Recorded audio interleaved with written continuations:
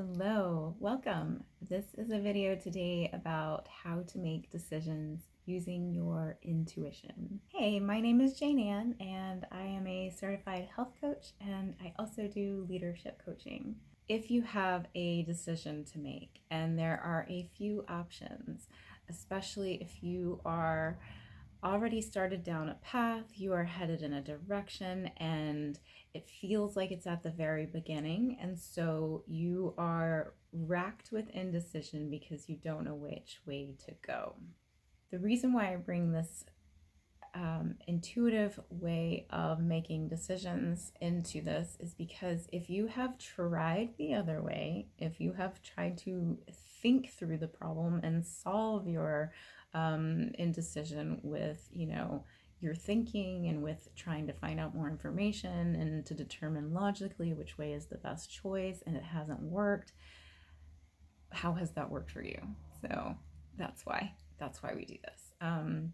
And it can also be just really informative and fun. Things to be aware of in yourself when you notice you're having a big decision ahead of you and you're struggling with what to do.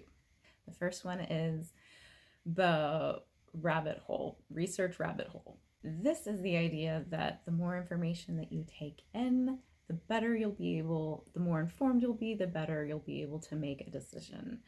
And I bring this particular pattern of behavior up because I'm extremely familiar with it. This is my go-to whenever I am delaying the decision, and it can often be really unconscious, and it's just a way of not making a decision and not having to face the discomfort of taking the action once the decision is made. With the research rabbit hole pitfall, what we have to be aware of is that our rational, logical thinking brain can do its job so well that sometimes we don't even realize that we are getting distracted, and that the point of the research was to make a decision, to begin to be able to commit and then to take action.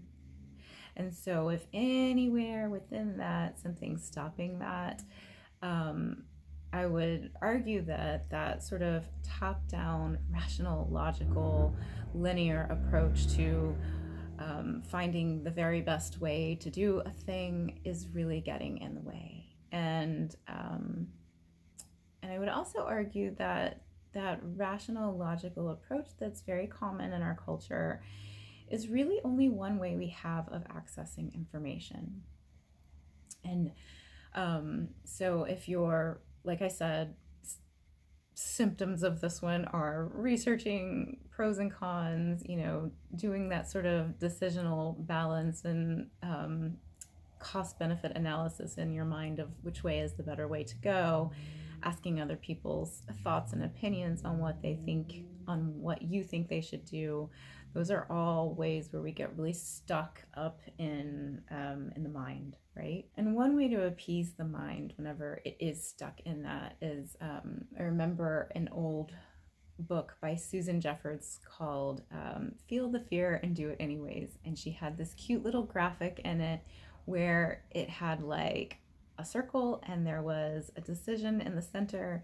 And if you made the decision and you went one way to one arrow, there was learnings that way, there was information that way, there was goodies and good things down the road along that way. And if you went the other way, there would be different goodies along the way. Whichever way you choose, you will learn something and you really can't go wrong.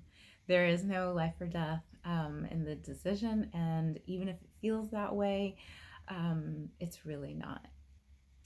And that when you fail to make a decision or you stay in indecision for so long, in a sort of stasis or inability to move forward, that in and of itself is a decision.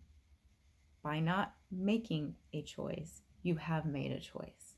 You're staying in that place of indecision and you're not moving forward. So there's that. And then, you know, the whole point of why I really wanted to share this video was because I wanted to just express that there's another way of knowing that I want to share with you.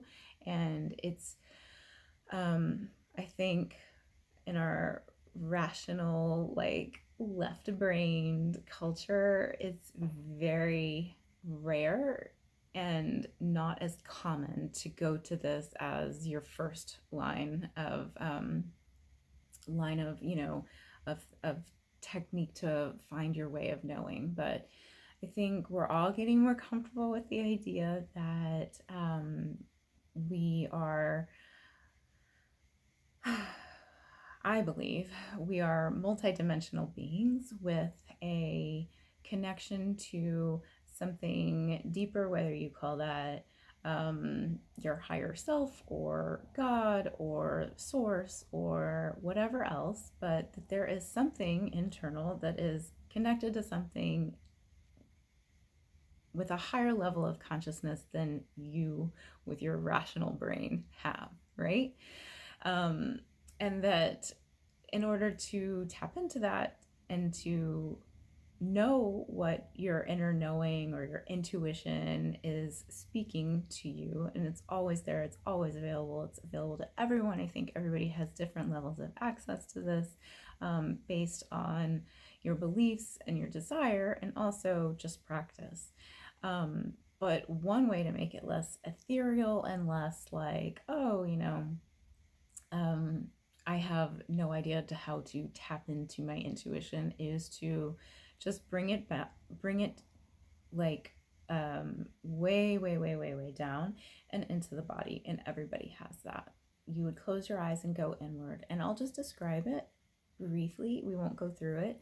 And there will be a video recording below the video. I mean, an audio recording below the video if you would like to try this out on your own. And so basically the idea of it is that you closing your eyes, going inward, tuning into your body sensations, you imagine yourself taking the first direction, whatever that option or choice is for you, imagining that you're doing that, or you can say it out loud to yourself what that option is, or you can just think it and then tune into your body and notice whether you feel like a slight tightening in your back, or if you feel a smile come up into your heart and your face.